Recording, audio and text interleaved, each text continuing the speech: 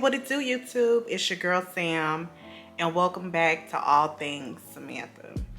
So on today's episode or video, whatever, I wanted to do something a little different. I wanted to talk about one of my favorite shows that I love to watch on a good Friday night, girl. It's actually Ready to Love season 7. Well, we're in season 7. I'm a faithful watcher. I've been watching this show forever. So I just kind of wanted to get into it and talk about the show. Got this on because it's a little chilly in here. But anyway, so I wanted to talk about the show. And I do have my tablet so I don't forget my notes or whatever. So, y'all, it got a little juicy this episode. So we're going to jump into it. It starts off episode 7, Queens. The episode is called Queens Don't Chase. Okay. So it started off where everybody's still in the lounge because, you know, they're getting to the point to where 2 people are going to go home. But the episode basically starts off by saying, by Morgan talking, and she basically was just talking about Blake and how he lies about everything. And guys, that really makes me wonder, what else is Blake really lying about behind the scenes? It just makes you wonder, what is he telling these women that hasn't really been filmed or you know, been out in the open on the show so far? So I'm curious about that. So we're gonna move on. So now that Andre's back, I'm wondering what that's gonna look like, because Andre, he was that number one guy. He, you know, even though he got that little thing on his head, I still don't see what they see in that, but whatever. I mean, he's an attractive guy. I just wish he would wear his hair different. Nice looking guy, very dapper, but I just can't get past the hair. This little shit right here, that little Superman swirl. The little Superman swirl he got going on. But anyway, so basically he was Jeffrey's top one or number one. He was Mercedes number one. And who else? Cynthia. Miss Haitian Cynthia, the gorgeous Cynthia. Anyway, so he swoops in a moment because Jeffrey, y'all, I'm gonna probably fudge this name up. I hope not too much during this little chit chat and sip with you guys. But Jeffrey was going back and forth with Sue Ann and Blake. So you know, that was at the beginning of the episode where they were, you know, kind of being, it was like very combative, where Sue Ann is like, you know, I'm sitting at the adult table, you need to go sit at the little kids table, just basically trying to sound superior, which to me, honestly, guys, that makes me feel like Blake and Sue Ann are kind of somewhat meant for each other, because they both kind of, you know, think that they're better than, or got this, you know, superior type, you're inferior type of personality, which is unattractive, very unattractive. But I don't really think he liked the girl. But anywho, we're gonna move right along. So basically, after they have their little debacle, or, you know, little tiff, little argument, then Andre kind of swoops in and sits with Jeffrey in a vulnerable moment where she just basically went back and forth with this girl, which honestly, and let me dial back a little bit, it seems like Jeffrey's telling the truth, because Blake tried to basically let Jeffrey know, you know, I've never told you that, you know, you were my girl, you were the one that I really wanted to be with, and that, you know, I'm just basically, you know, here just going through the process, you know what I'm saying? And you know, just having to tell these women what they want to hear just to make it through the process, which is stupid. Which, I mean, honestly, seems like she's telling the truth. She's not stuttering. She's basically looking him in his face, letting him know, look, you're crazy and you're too old to be lying at this big age about what you said to me, when you know you don't really have a thing for nobody else. You don't even have a connection with nobody else but Sue Ann. Advocate Sue, basically. That's what Jeffrey called Sue Ann or whatever.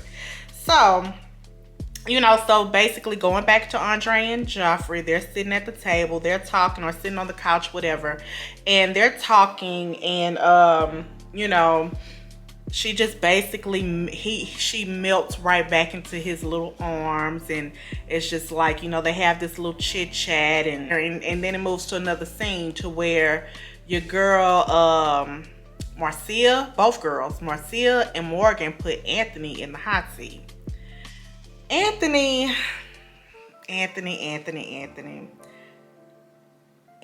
is really, I don't know. I don't know what his end goal is, what his end game is, what, you know, basically. So he's in the hot seat. Marcia's talking to him. Marcia's talking to him, and Morgan is talking to him. So Morgan is basically applying the pressure like she always do. And is basically saying, why don't you, you know, why aren't you calling me back? Why aren't you reciprocating the communication that I've given you? Like, what's really going on? Like, you need to learn how to cultivate these relationships with both myself and Marcia. So Marcia is basically laying on the pressure with him as well, saying, yeah, you need to learn how to, you know, cultivate these relationships. And guys, you got to remember, you know, this is a dating show where I don't know how many weeks they do it for, maybe 4-5 weeks, if that, but it's a fast-paced, moving type of dating show. So honestly, it's hard enough for folks to juggle one relationship, let alone 50. And I'm just exaggerating the number, but you know, it's about 3-4 of the girls that they, you know, they're dating or more at the time, trying to figure out who their connections are, who their top connections are. And, you know, it's kind of hard to spread the love out, you know, it's hard. But anywho, so, she said that she doesn't feel like he's pursuing her. And I'm looking down at my notes if you wonder what I'm looking at. But, and he's not really being aggressive enough. And I mean, possibly that's because his eyes are set on somebody else. Morgan, sorry. I mean, you might want to keep yours on Tony or whatever. I'm just saying.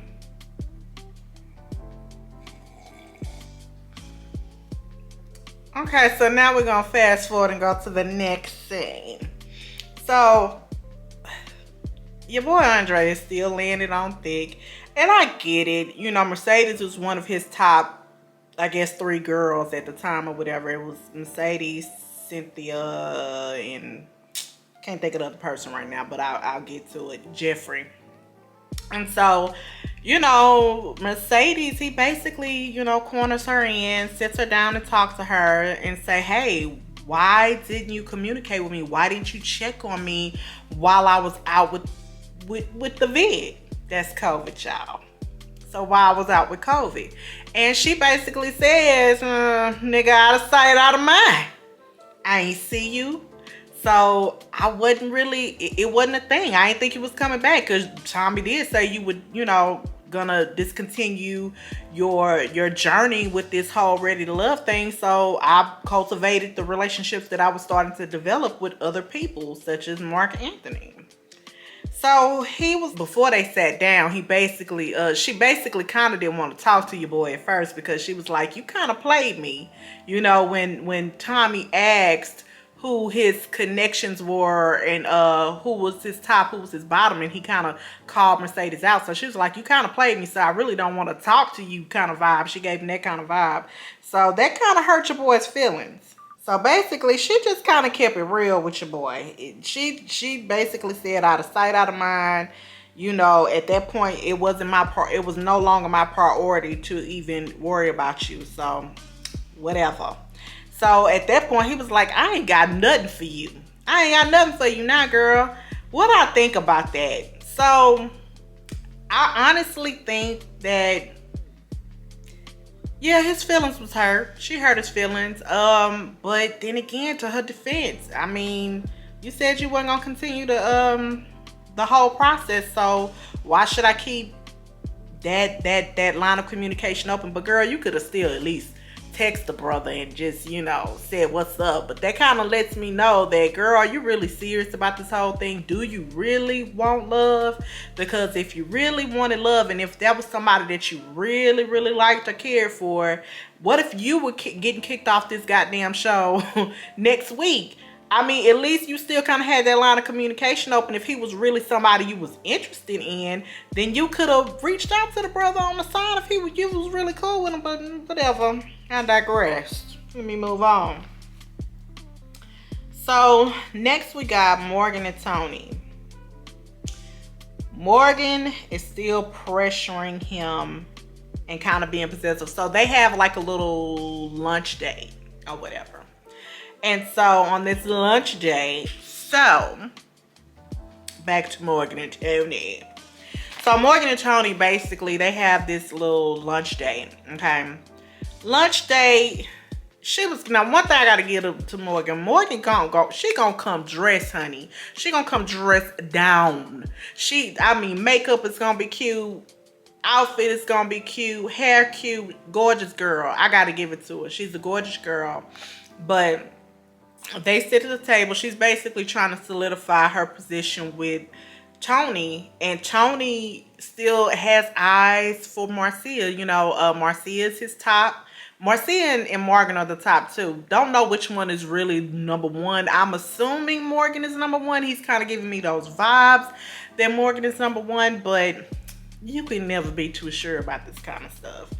Anyway, so she starts telling him, I don't know, she was kind of being a little possessive, y'all, and it was giving me insecure vibes when she was like, the way you be flirting around here with all these other girls, that's gonna kind of need to come to a halt or whatever, and those lips and stuff like that, those are mine. And basically telling him he needs to stop flirting with everybody else. Flirting Tony is kind of the name she kind of gave him or whatever. And y'all, that's giving me possessive vibes. That's giving me some red flags there. That might be something Tony really need to look at and think about, because that's kind of insecure. Don't know what she went through. And she seems to be a strong woman and all, but somebody who, y'all, don't forget, she never been in love with nobody in her 30s. Which, I find a little interesting as well. It is hard to find love, but dang, girl, you in your 30s, your mid-30s or whatever. But anywho, so she basically is just kind of cracking that whip down on him and trying to get him to kind of commit and only date her and make it more exclusive at this point. But it's still early in the dating stages. I want to say they might be into their little third week of show, whatever. Yeah, Tony is kind of smooth, guys. Tony, I know you want to kind of claim and mark your territory and all, Morgan, but you really looking kind of look crazy out here in these streets. It does seem like Tony kind of like a little crazy. You know how some of these men like them crazy women. It's just something attractive about them. I don't know what it is, but they like to give it a little crazy chick. But so he's kind of feeding into it. I think he like it, but whatever. Sometimes that ain't always a good thing. But you ain't heard that from me. So yeah, Morgan, if I have any advice for Morgan or whatever, she really needs to be secure in the bond that her and Tony shares, and kind of be secure in what they have going on and the chemistry that they have, because they got some good chemistry. Like, they always kissing and licking and lapping up on each other. So, girl, stop. Moving along. So now at this point in the show, we get into the deliberations. Deliberations, basically, Tommy basically says two people are going home, one man, one woman. So basically he kind of separates everybody. So the men go on one side of the lounge and he talks to them, and then he talks to the women. He groups the women together and he talks to the women. Okay. So the shit's getting real. So basically, he asks Andre who's his top and who's his top. And so basically he mentioned Cynthia, which we already knew, and Jeffrey, which we already knew was his top two women. And so then it kind of, switches and goes to the women. So, he's talking to the men, then it goes to the women. And so then, basically asking Jeffrey who's her top. And she mentions, I thought about Andre almost every day. She talked like this. I thought about Andre every day. And, I sound bad, y'all. My bad.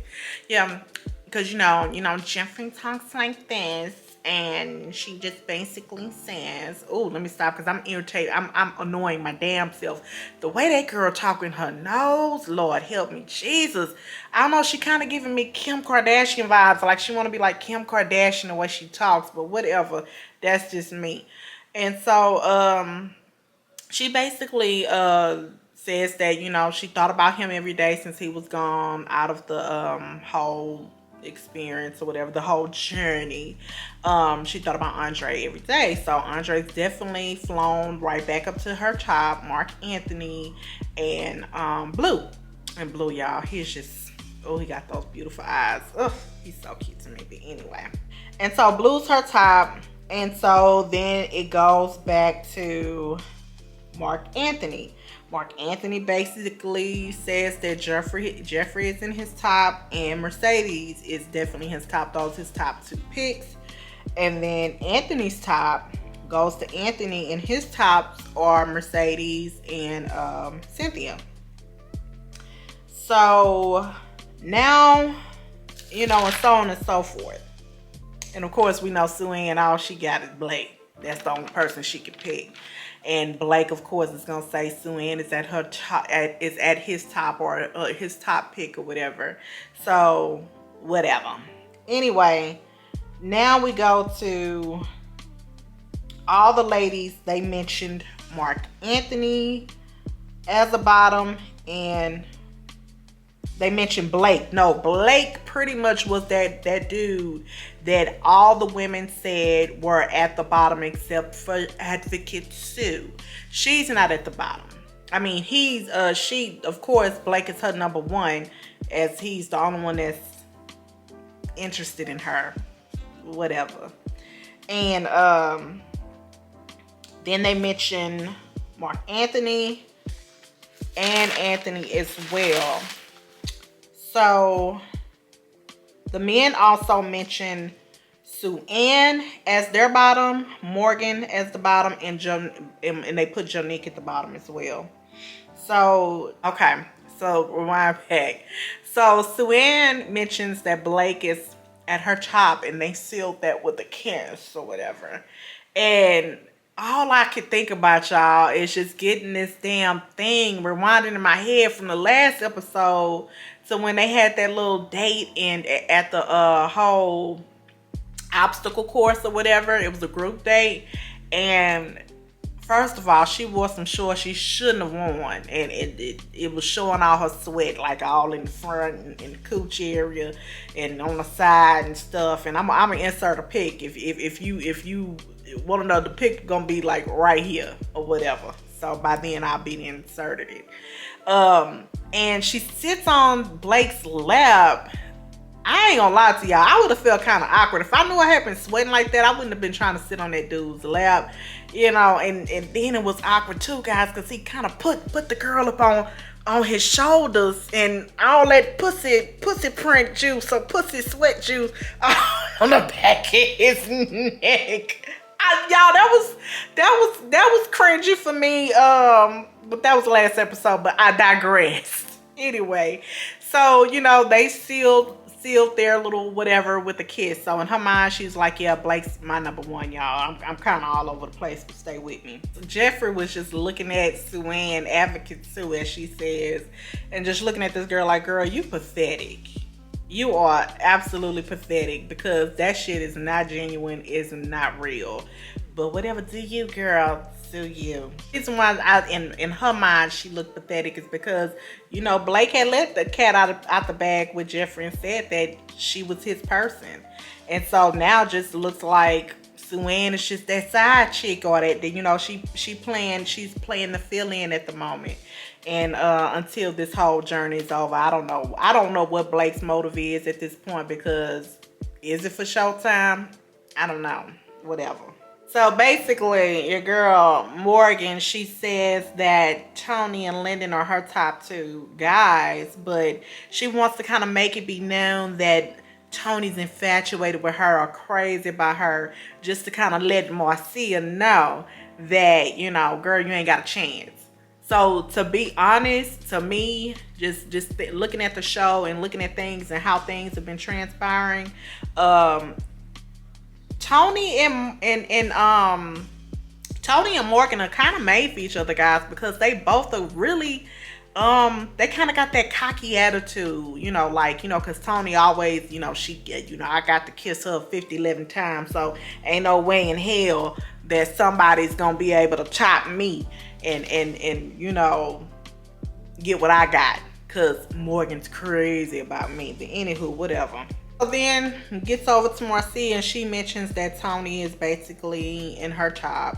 And then Jonique mentions that Tony and Lyndon are in her top too. So, but the only thing, okay, going back to Morgan, she basically, the only issue she has, or slight issue she has with Lyndon, is that there's a bit of an age gap between those two. So she's a little uncertain about that. So I guess Tony's basically her number one. When Tommy gets to Lyndon, he basically, you know, because Tony, by this time, going back, because Tony kind of mentioned who his top was, which was Marcia, Morgan, and Jonique. He bragged about how he kissed Morgan 11 times, and how, you know, they had this great lunch date, and they kissed, and you know, it was a perfect date, and the sunset and all this jazz or whatever. And so just trying to make Lyndon jealous in my eyes. That's what I'm thinking.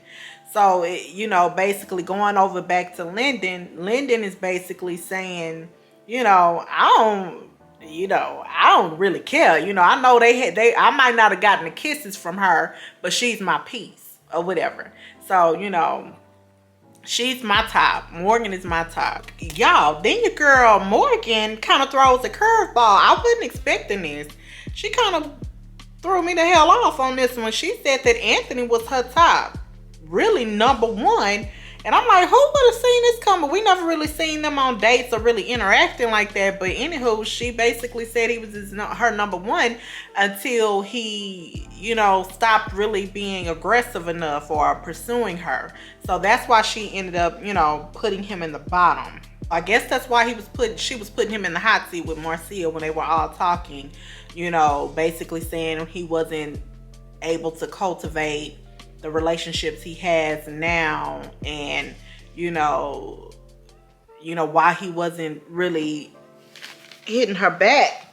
So while I was watching, I really thought from them all giving their tops and bottoms, their least, you know, the connections they had, you know, the best connections they had versus the least connections they had were the whatever, however you want to word that. I really thought that Blake was going home, guys. Like, I'm still shocked that they ended up putting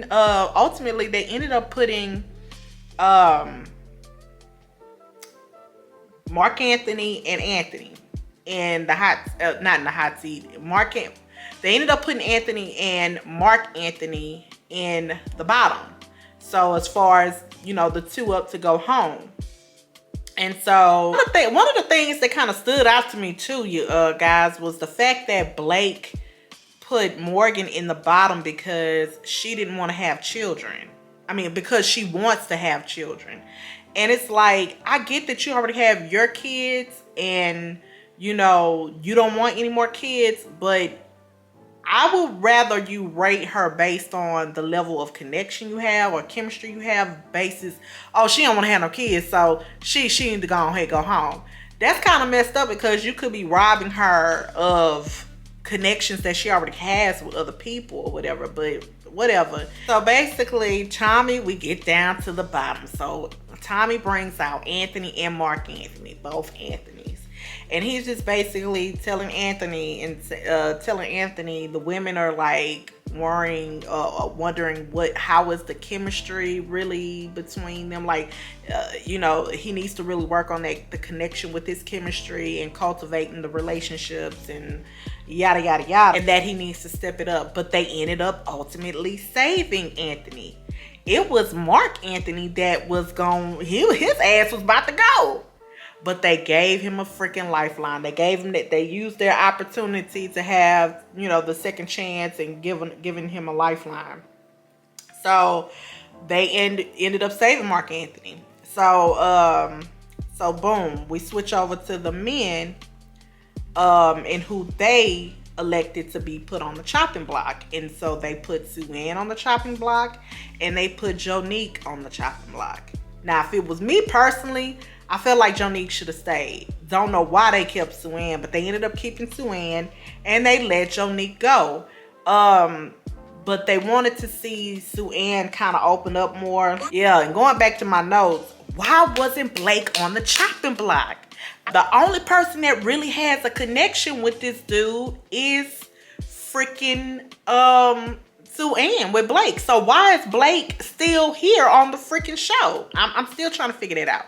But anyway, so they ended up sending Jonique home and did not use the lifeline.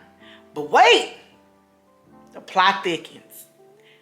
Tommy tells them, "Hey, I'm trying to get to the meat and potatoes of the show, or whatnot, of you guys finding love and making things a little bit more serious. So now you don't have the opportunity anymore to have a lifeline.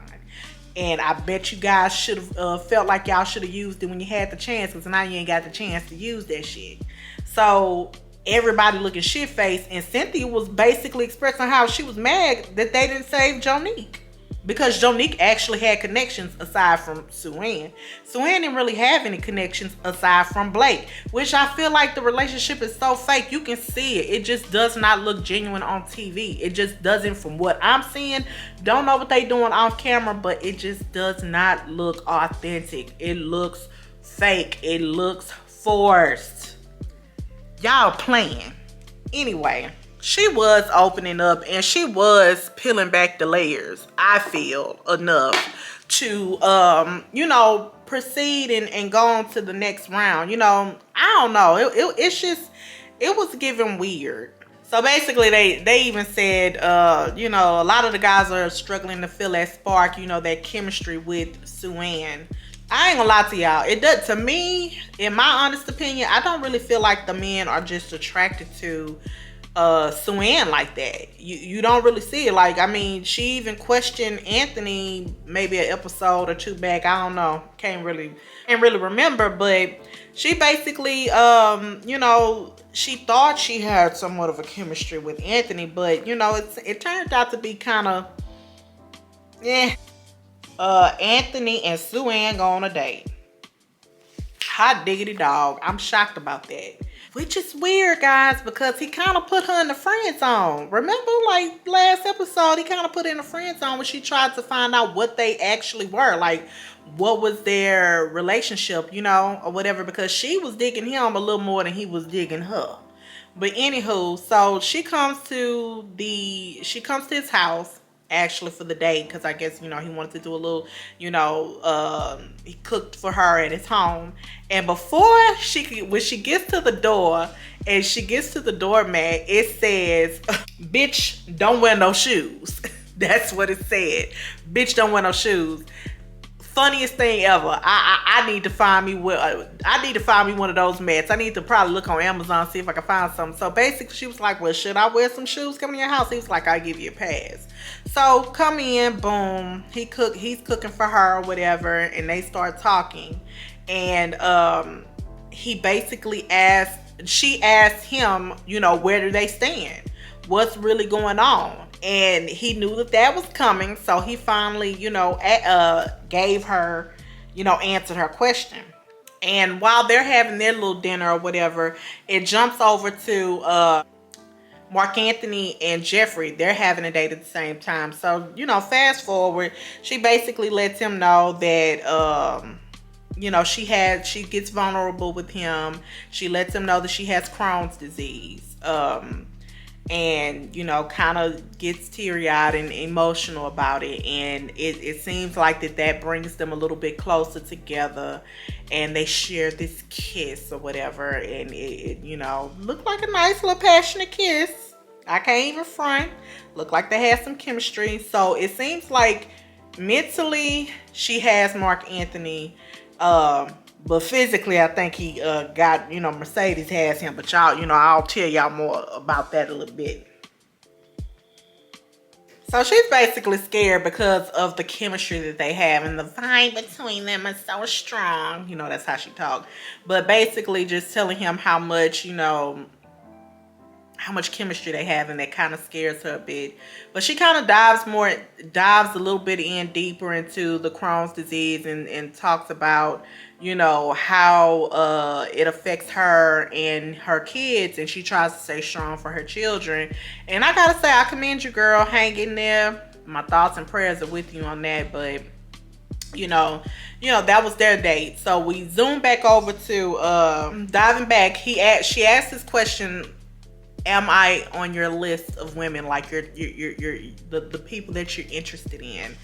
And he basically says, yes, you're on my list. So I'm like, God damn it, y'all. Like you just told this girl, you just kind of friend zoned this girl, and when she tried to ask you in a prior situation if you really liked her, and you really kind of pushed that to the side, and you kind of gave her the cold shoulder on that, and it's like, now, nigga, I'm kind of looking at you. Are you playing a numbers game, or are you trying to keep women in because now or boost your roster up because now you were in jeopardy of being kicked off? So I'm kind of looking at you crazy now, Anthony. Like, what's really going on? You basically, now you got Marcia interested in you. I don't know, you kind of got Morgan still interested. If you apply a little pressure, you probably get her back in the fold. Now you putting Sue-Ann, which nobody really likes Sue-Ann, and make it make sense. I don't know. What is your motive since your ass got put on the chopping block? What is your end game? What's your goal, Anthony? What's really going on? Got my eye on you, Anthony. To make a long story short, she was just like, I want to see that sensual side of Anthony. Like how was on the boat party when you danced with me or whatever. I it was kind of a sexual energy I was sensing. I want to see that side of Anthony. And so he was like, well, girl, before you leave, we gonna get a dance in before you, little one too. We gonna get a little dance in before you leave. So they dance or whatever, and basically she felt like, okay, the date ended on a high note. It started off kind of rough and rocky, and in the middle it was kind of fudged up because he was basically like, yeah, you on my list, but others are more on my list more than you. Oh yeah, and a rewind.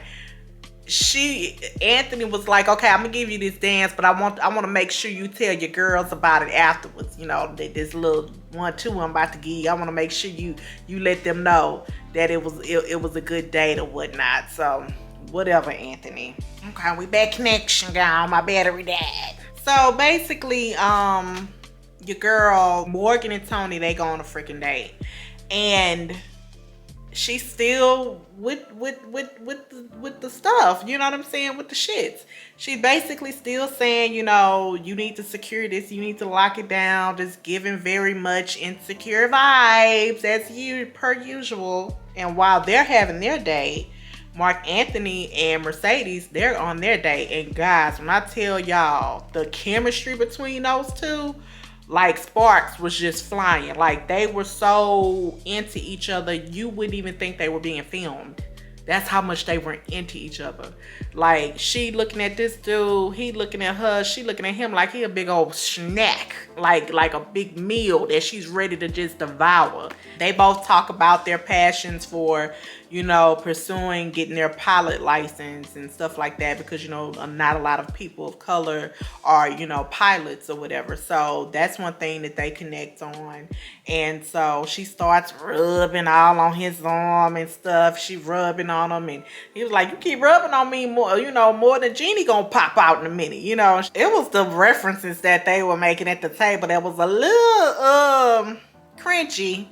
And he kept talking about, it's gonna be more than Jeannie, and I promise you it won't be blue, And I'm like, ew, sir, why y'all talking about this on TV like that? She was like, oh my God, I can't believe you just said that.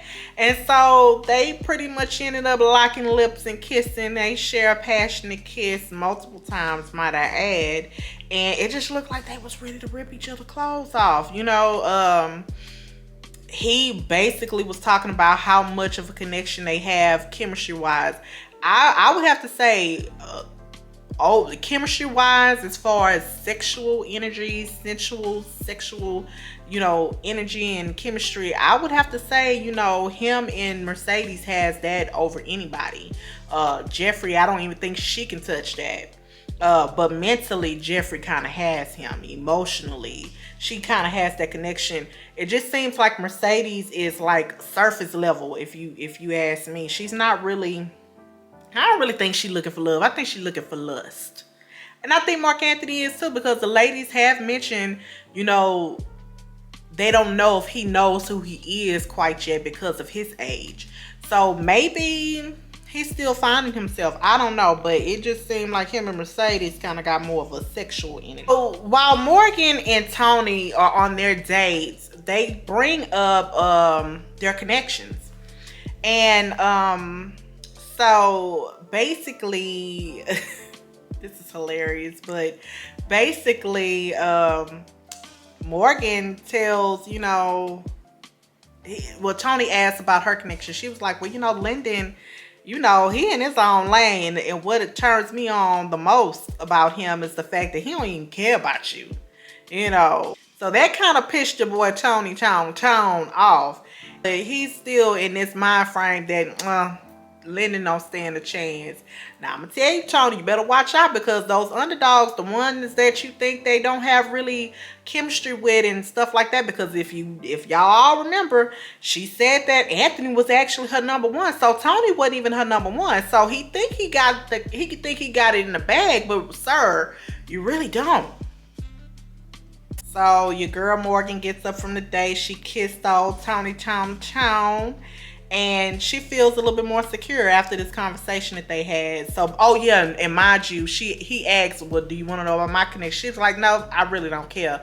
Girl, you care. You care. But whatever. So she leaves. She feels confident about the chat they have. He's basically saying he has a lot of thinking to do, because he has, Tony, on the other hand, he has a lot of thinking to do because Marcia and Morgan are at his top. And he's really trying to decipher who is gonna make it to number one. I don't know about Marcia. I feel like Marcia has not really opened up as much as she possibly could. I don't feel like I've seen any chemistry between any of the other men on the show. I haven't really seen that chemistry. So it's like, for him to say that, they must be doing a lot of shit off camera. That's just my point of view. So guys, we getting towards the end, and Blake and Morgan meet up, which is kind of weird. I'm shocked that they're meeting up, being that, they don't have any chemistry. So maybe because she thinks that he's such a liar, she's meeting up with him to get some clarity on some things, because she always said he was not nice to her or whatever. So Blake actually reached out to her, starts off the conversation saying, I'm sorry if I've, hurt you or rubbed you the wrong way in any kind of way. And she kind of stops him, and she's like, what make you think you hurt me? Like, you didn't hurt me. If anything, some of the things you said were just not nice, by telling me that she wasn't going to be happy until she has kids. That was the note that I wrote down. She wasn't going to be happy with herself or in life unless she has children. And she was like, that's just absolutely not true. She basically said, you were not kind. I never said you hurt me, but I said you weren't kind. When I tell you Morgan lit to his ass, ooh, she lit to his ass. She was just like, I needed to clear this up. I never said you hurt me. I just said you were unkind. I don't even want you to think you have that power over me, because you don't have any power over me to hurt me. Told him she felt attacked because she said she wanted a family. But she was saying, by you telling me that I wasn't gonna have the things that I wanted out of life until I had kids, I just want to know, sir, who hurt you?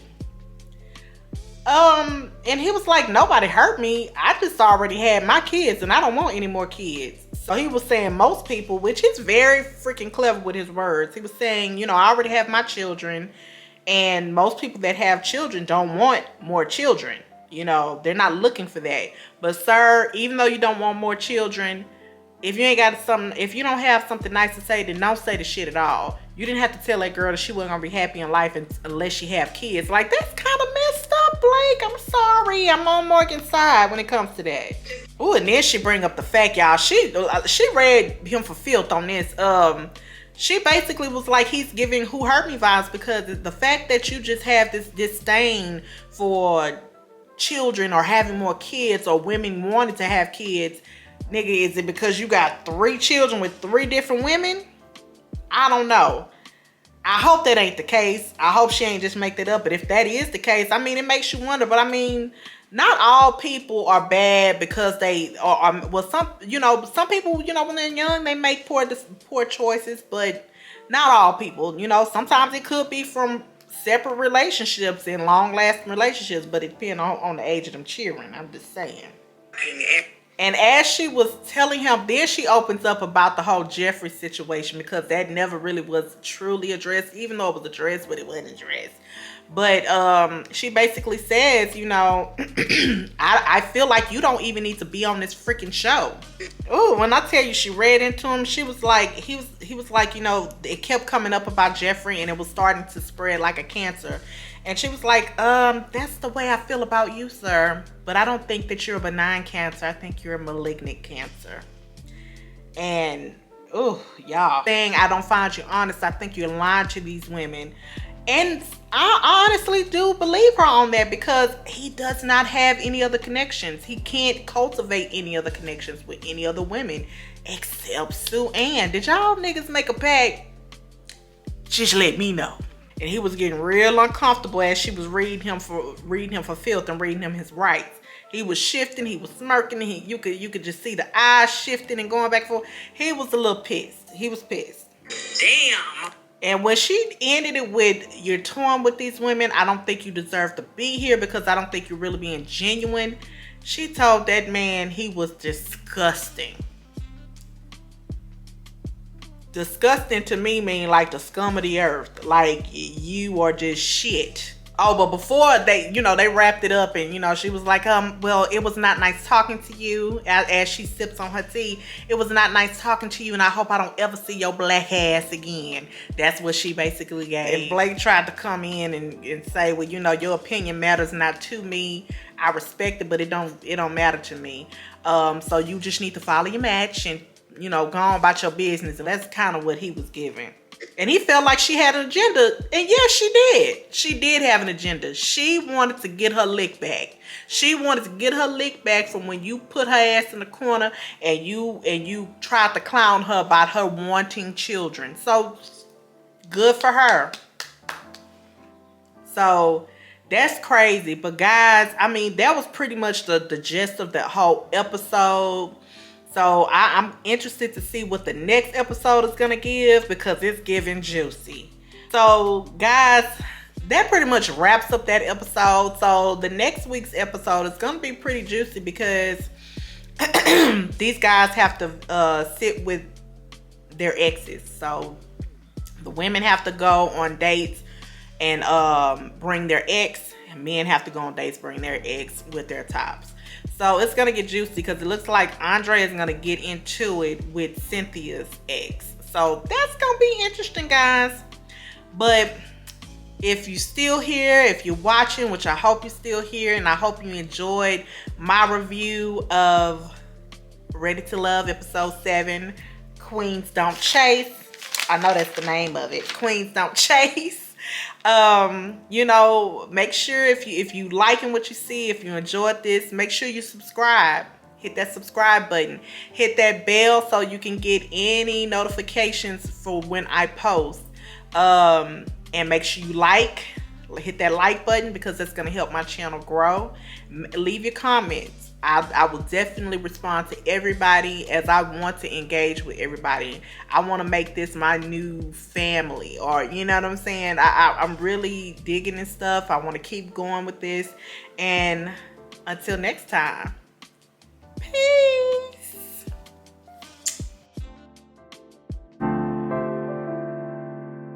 The